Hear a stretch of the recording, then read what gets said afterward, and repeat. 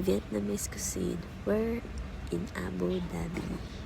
So, dahil po malamig yung panahon ngayon sa Abu Dhabi, medyo sinisipon tayo at nag-crave ng may sabaw.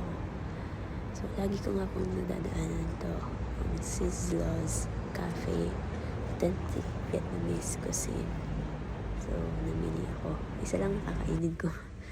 So, yung pagpasok ko nga po is maliit lang yung location at may kumakain na isang ibang lahi. Ayun siya. Then, mabilis naman ang serving. Binigyan na nila ako ng damo. Ito yung mga gulay. Ito yung beef bun. Meron na din tao sa harap ko kasi may biglang dumating. Kaya medyo nahiya din akong mag-video. Ito nga yung order ko. Kung makikita nyo, ang dami niyang gulay. Kasi, mga herbs yung nakalagay.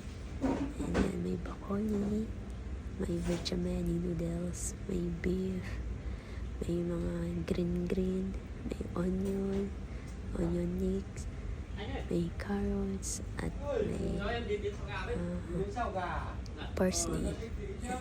Medyo refreshing siya at masarap dahil walang mga preservative na nakalagay at mga malalasan talaga yung mga gulay-gulay lang, mga herbs. Ito nga, naubos ko na siya. Konti na lang dahil sobrang nakakabusog siya. 28 dirhams ang isang order. So, yun lang naman yung in-order ko. Meron ding toge. At dito ay pauwi na ako dahil tapos na akong kumain. Yun lamang.